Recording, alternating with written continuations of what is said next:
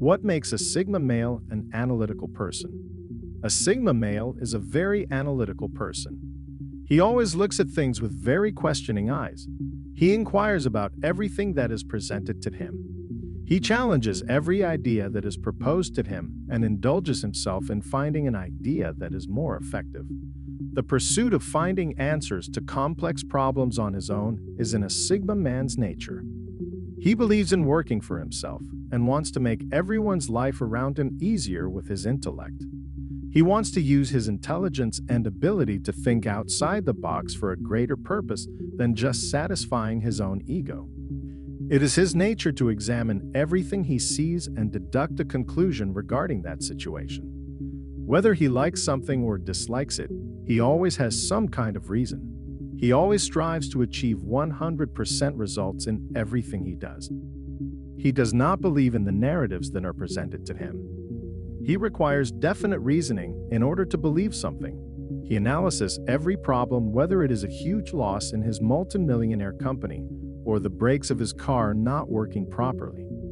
He will always try to find out a logical solution himself. That definitely does not mean that he does not ask for help from the people he trusts.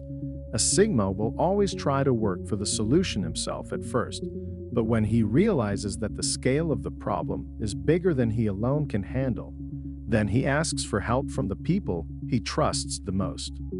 A Sigma male's ability to think far into the future and make hypotheses about a situation that has not yet occurred and even find out its solution beforehand is what makes a Sigma male not only one of a kind man, but also highly skillful and analytical. But what makes him so analytical? What makes him so practical, and why? Today, we are going to understand the things a Sigma male thinks before coming to a conclusion.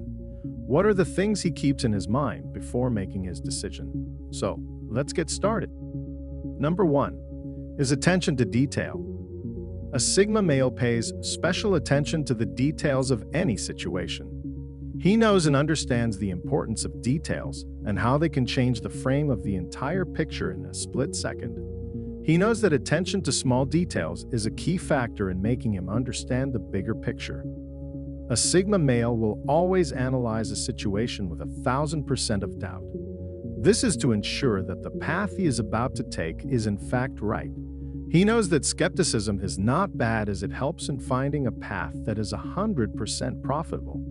Whether he is making business deals, choosing his partner, or even choosing a refrigerator, his attention to detail and his imagination of how things will play out if he does one thing helps him in finding the right deal. What? Why? When? Are the questions that arise in his mind when he thinks of any problem or complicated problem.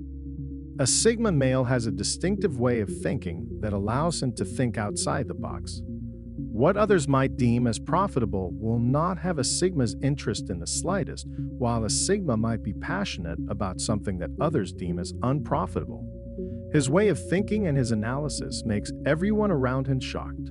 The details that others might find useless or time-wasting, a Sigma will find meaning in. It is his ability to look at things and extract meaning out of them and use them to his own advantage that makes him a man of true intellect and makes him the master of analysis.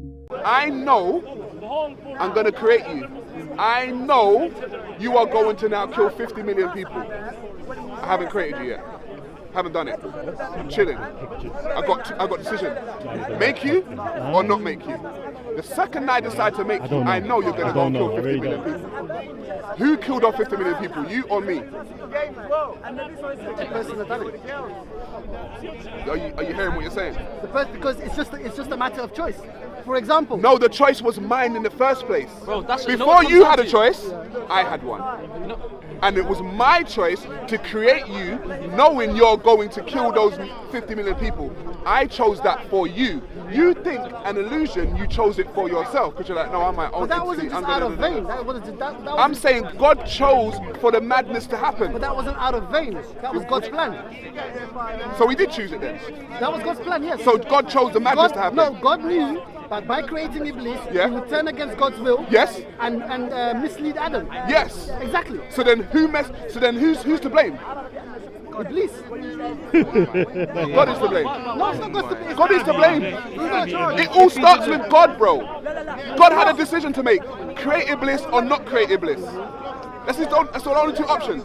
He chose to create him, knowing what he was going to do. He could have just said, nah, I'm not going to create him because he's going to cause too much havoc. I don't really want all that havoc. I'm just going to chill out. But he said, no, I'm going to create him, knowing he's going to cause the havoc. So who created all the havoc? It comes back to the point I made earlier. Like, are you all knowing? That's what I'm trying to say. Like, you're making. No, God's all knowing, but he still chose to create Iblis. You're going on like you understand like what his actions are. You know what I'm saying? Like, I'm just going by the story. Like why he does certain I'm just going by the story. God has to create a being to test mankind. Why? Well, to see who would follow and who would disobey. Simple as that. So God had to do that, you said. God didn't have to do that. So then why did he do that? You're asking Well, he created heaven and hell Yeah? to put the people in heaven who would obey God, Yeah. and to put people in So hell. we started the competition off. It's not competition. It is a competition. Why is it competition? You created heaven and hell for what purpose? To put people there, right?